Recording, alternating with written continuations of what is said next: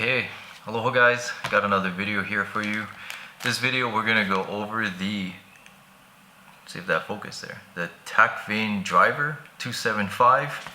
It's a vane that I've been using for a little while. I know maybe some of my viewers, you can kind of geek out on the gear and some of those things.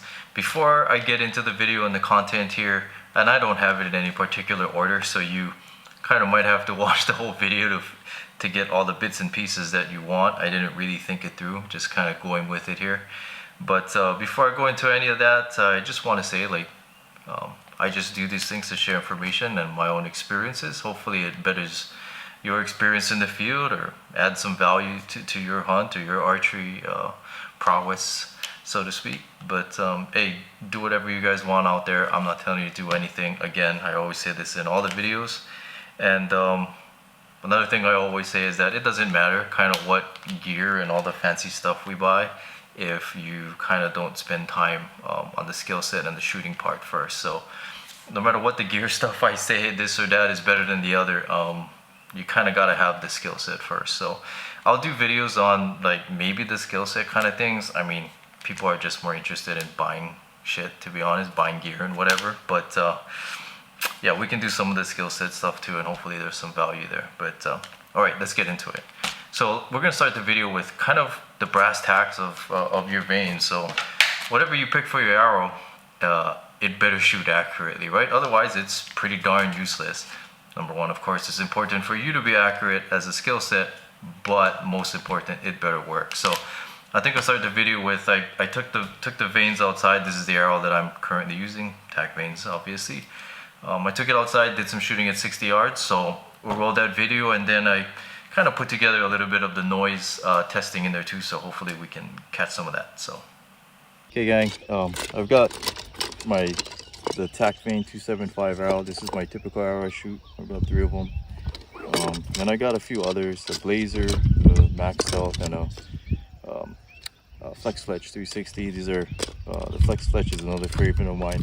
But anyway, since I'm gonna be out here and shoot the TAC vanes for you guys, I thought why not just shoot these. So what I did was we're 60 yards from the target down there. I don't know if you guys can see it in the camera, but 60 yards, and then about 20 yards from the target, I have one of my other cameras pointing at the target, but the microphone itself pointing at me. The microphone, the noise limiting and the peaking and all of that is turned off, and then the level is levelized so you can get the sound. So I'm going to shoot past that camera pretty close, and hopefully you can hear the sound differences. So I'm going to do is I'm going to shoot the 3 TAC vanes first for a group, and then I'll shoot these after that, and then I'll label it on the video so you can hear the differences. So try to knock a couple concepts out in one go here. So let's fire them.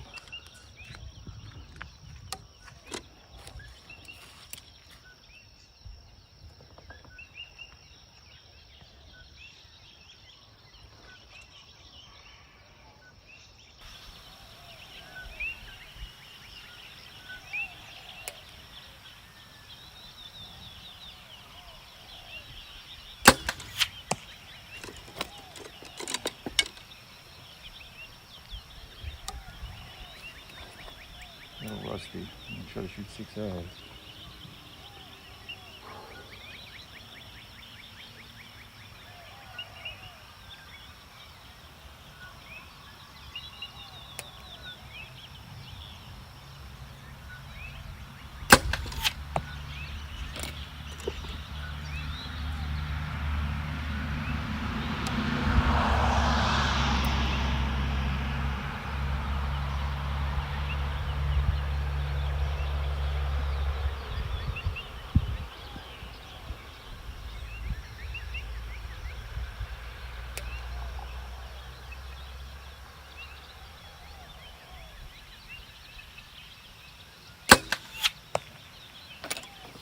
Flare all on the target there.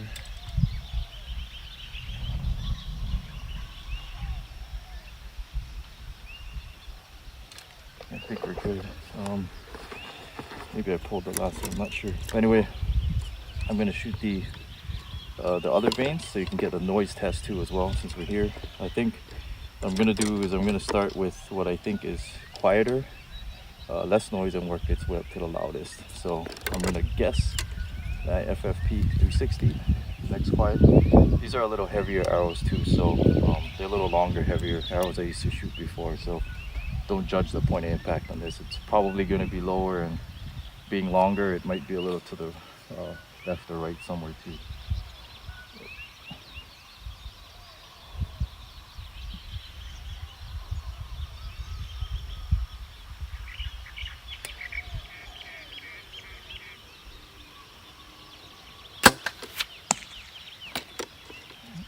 And Max Stealth, this is like a 2.6 inch vane. Pretty popular vane, even locally around here.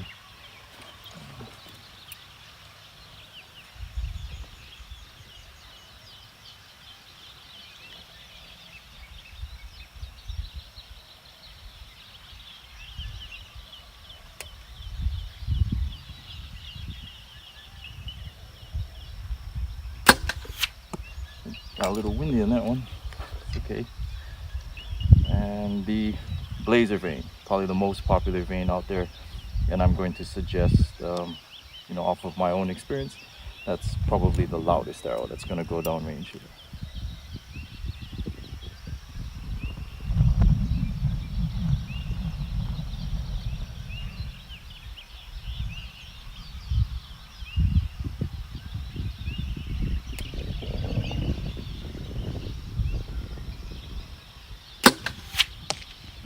Okay, ooh, I think I heard them hit each other. Let's go check it out.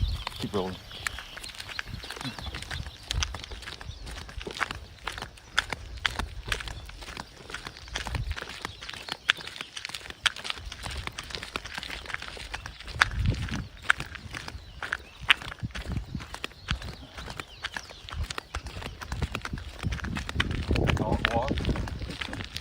Anyway, here's the setup. And I had the other camera rolling, so the mic facing back and then facing the target. So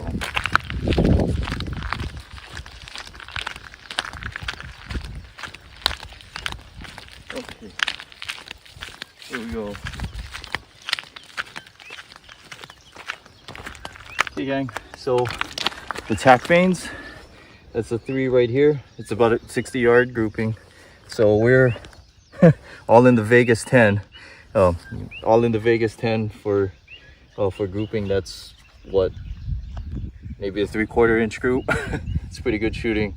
I think I pulled the last one, but they went. So anyway, here's a Blazer vane, a little lower. I said it's a little heavier. My FFP 360 that I also like, and then on the bottom here is the Max Stealth here. So I'll go edit it up in the video. Hopefully the sound came out good, and hopefully it's useful for the rest of the video. All right.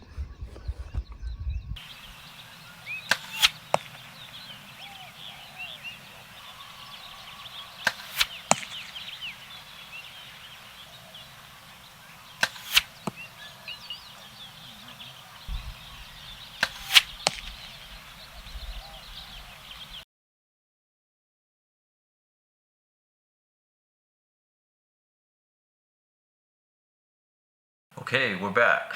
Hopefully that video gave you a sense of kind of the accuracy maybe, or the consistency you can expect. Of course, it's in my hands and your results may vary, of course, but and hopefully the comparison in the noise comes out okay.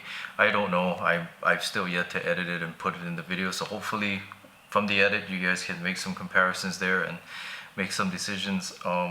You know, for most of the animals that you hunt out there, maybe the noise doesn't matter too much, but you know, you guys can look at my previous videos. In Hawaii, we hunt a lot of I hunt a lot of axis deer, and axis deer are really quick, very skittish, and especially in a public land hunting setting where there's, you know, not public land but a public hunt setting, there's a lot of pressure and everything, so they're just wound up, they're quick, and they dodge a lot of arrows. Anybody that's hunted them long enough here will tell you that. So to me, sound of the arrow, how quiet that arrow is in flight, matters to me. It seems to increase my success versus when I've had arrows that I feel were more noisy or had a certain pitch of sound that didn't particularly agree with the axis there.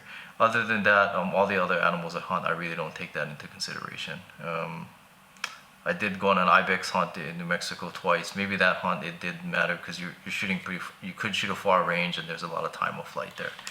But anyway, without geeking out on that part too much, let's get on to the next part. The next part would be grain weight comparisons here. So I've got the grain scale here. I'm just gonna really measure it for accuracy. I don't know what they advertise these at, but I'm gonna throw the TAC vane on the scale, and I got 5 grains on a TAC vane. Here's for comparison, a classic one, right? We shot it in the video too, the Blazer. Everyone shoots Blazers nowadays, or maybe getting away from it, but most popular vane probably still in archery. Put it on the scale, that's 8 grains. Well, let me try it again because I thought it'd be lighter. Nope, I got 8 grains on the Blazer and 6 grains on the TAC Driver 275.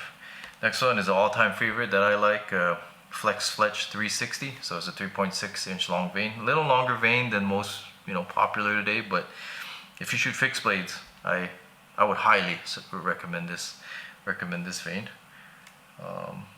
I get 9 grains on the scale with that. And another, coming back to a popular one again, the AAE Max Stealth. I think this is a pretty heavy vane. It's pretty thick and all, but this is also a pretty good vane for mechanicals and broadheads. It's got a nice 1/2 inch tall height there, so it works pretty good for some of my more compact fixed blade broadheads. Throw that on the scale. I got 9 grains. So I think the max that was the heaviest at 9. Yeah, the Flex Fletch 360 at 8 grains. The Blazer at 8 grains. And the 5 grains. Did I say 6 at first? Let me try it again. I'm getting 5 now. So 6 or 5 grains on the TAC vane 275. Okay, next part, let's talk about the construction of the TAC vane. It's dimensionally, I think it's like a 0.47 inch tall vane. So it's not, it's not a 1/2 inch tall. It's a little bit shorter in height from like the Max Stealth, and definitely the Blazer vane being the tallest, over a 1/2 inch tall. That height can give you more steering, but it also comes with more noise. You got to kind of balance that out. But if you haven't bought a TAC vane or felt one yet, it's a very stiff vane. If I had to give a comparison to maybe what some other people might have seen on the market, the Boning heat vanes, very similar in stiffness. It's thicker. The heat vanes are thicker, but the stiffness is quite the same as the TAC vane. So it's a very, I don't know if you can hear it on the video, but it's a very stiff vane versus, like, say my Flex Fletch 360s. I don't know if you can hear the pitch tone there, but this is pretty stiff, and the Flex Fletch is much softer vane, much thinner vane as well. Different material construction there. So the TAC vane is, other than me shooting a heat vane, is among the stiffest vanes that I've shot. But I feel among the most quiet. Something to think about with the stiff vane. This is very anecdotal. I don't have any way to quantify this, so this is just qualitative anecdotal experience here. But I noticed that after on some of the animals I hit, I shoot a 2-blade sever a lot of times, mechanical sever broadhead here, but a lot of the animals I hit, I'm used to tracking them up later and seeing the blood on the ground later after the shot, so some distance away. I noticed that I've shot, I shot a small handful of animals with the TAC vane, and some of them have died out of sight, ran in the bushes, whatever. And I noticed that right on the shot, on the spot of the hit, I'm getting blood pretty quick. And I'm thinking that maybe it's because the stiffness of the vane as it passes through the animal and goes on the exit side, that the exit side, since it's so stiff, it doesn't fold down. It actually maybe opens up the wound hole a little bit and lets blood come out on the ground there, giving you a little bit more confirmation. Again, I don't know, totally anecdotal, total experiential, qualitative, not quantitative, but something you might want to think about. And maybe because it's so stiff too, it could hinder a full pass through. It could, get stuck in the game more, but that's not something that that I worry too much about, as long as I got the penetration I need. Next part, their glue system. The TAC vein glue system comes with like a cyanoacrylate super glue type of deal, and a activator primer pen, all for the TAC veins. Now, I'm gonna be real with you guys. I am super skeptical about stuff like this. I'd be like, is it just hype? Are they just selling me, overpriced acetone in a pen and overpriced super glue in a super glue bottle with their name on it? And I can say, after using it, when comparing it to what I typically use, because I'm lazy and quick, I use a lot of AAE facet gel.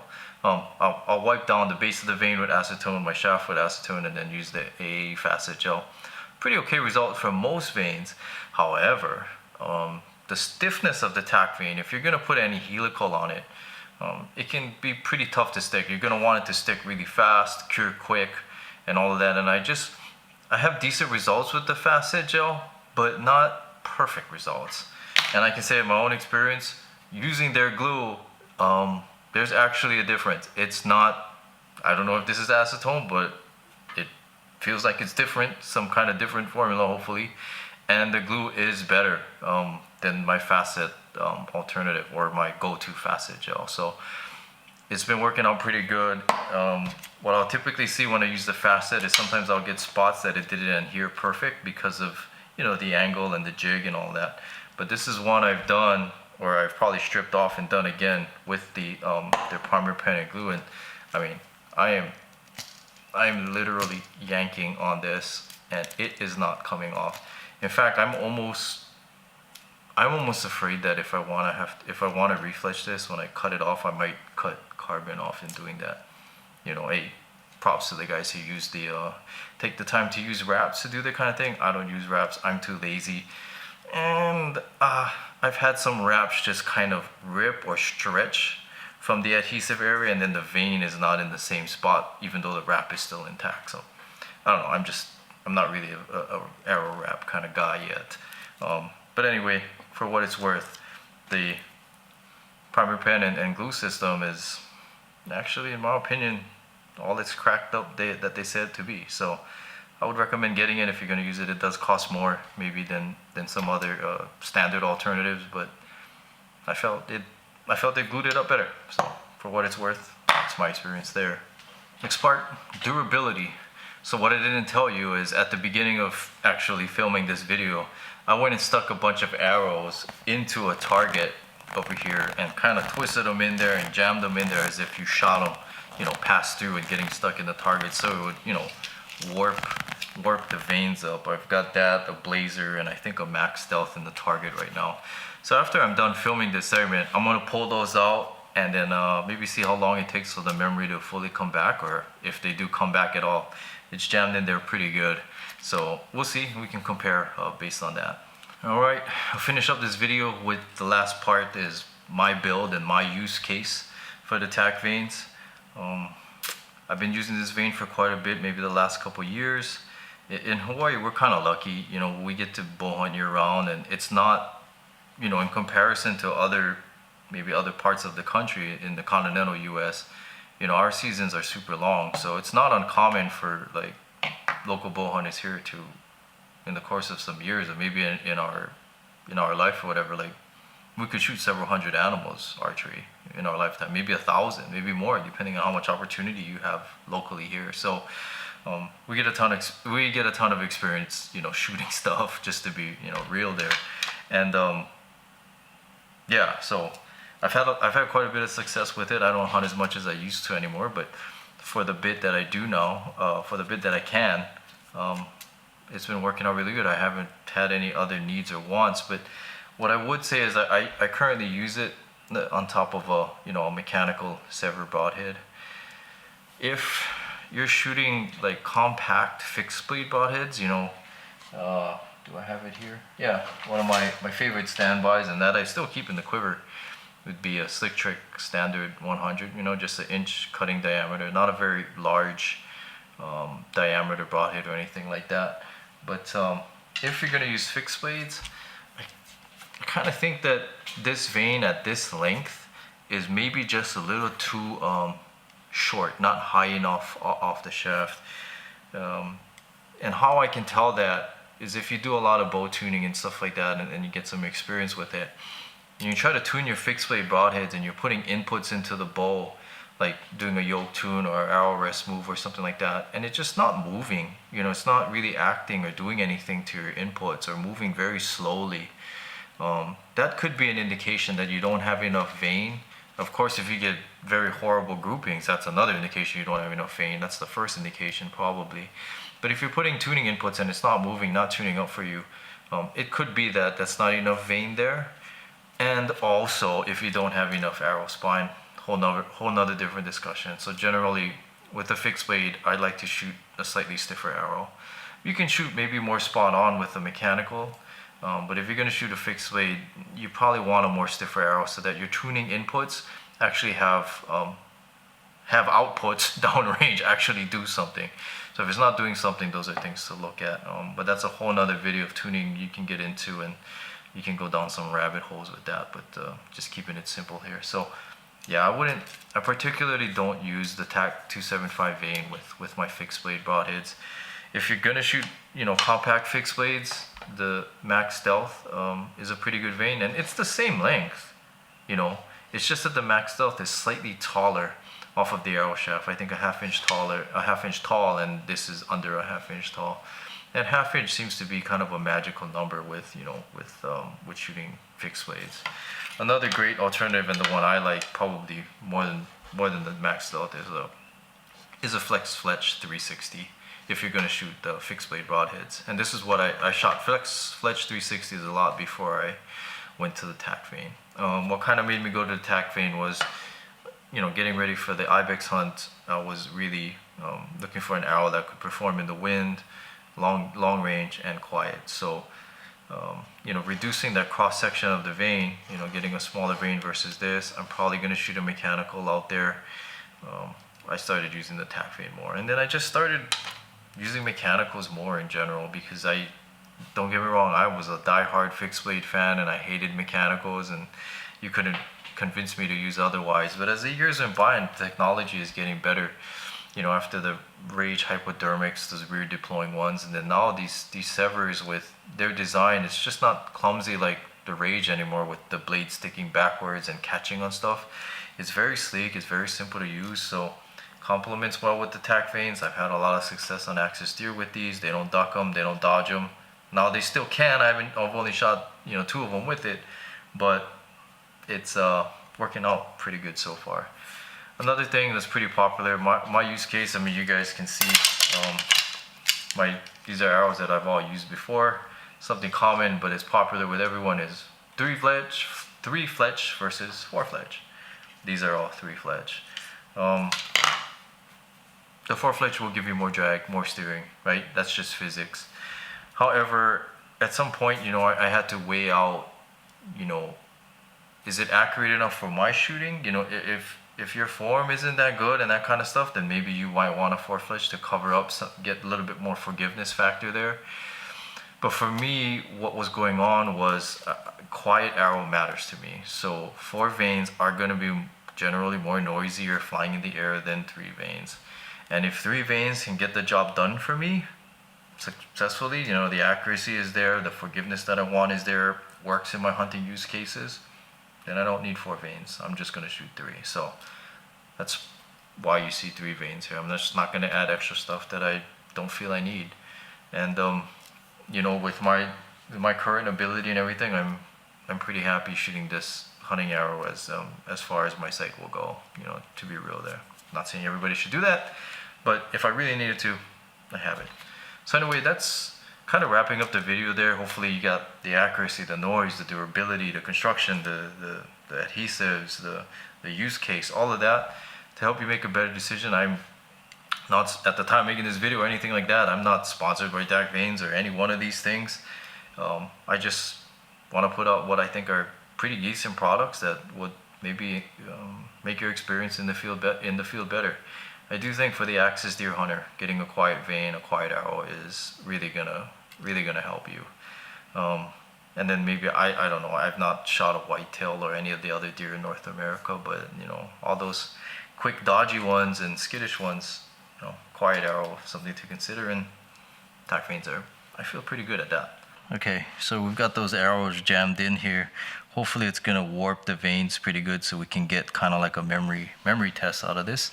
I'm gonna pull these out here. So there you go. You can see this TAC vane's pretty jacked up. Pull that out. I've got a blazer vane up here. You can see it's well, it's not as warped as I hoped it would be. Oh well. We'll just use it. And I think I got a max stealth in here. Oops. Knock it out. Let's pull that out here. Here we go. Okay, so we got it.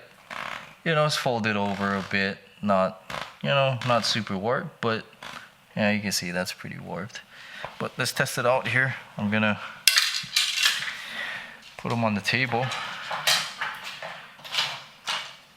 And maybe I'll just hang them off the edge here.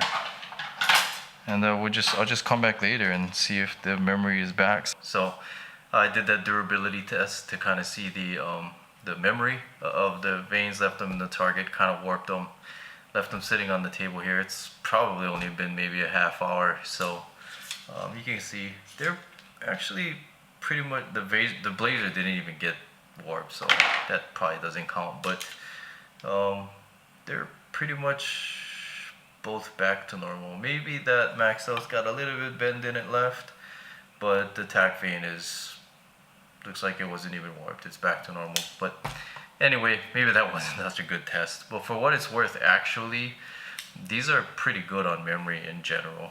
And I've warped my TAC vanes pretty good on like a 3D shoot through a 3D target and stuff, and they've held up pretty well. And also, again, if you use their adhesive, their glue system, it's pretty on there, pretty good. So I know a lot of people complain about them not sticking, but yeah, you follow the process, it's all right. So anyway, the vane is back to normal. And yeah, if you notice, this is a different arrow. This is a pro comp. I just wanted to use the vanes here for the demonstration. So no, memory's good. So anyway, that's the video, guys. Hopefully you got value out of it. Hopefully it'll make your experience better. And catch you guys in the next one. All right, aloha, guys.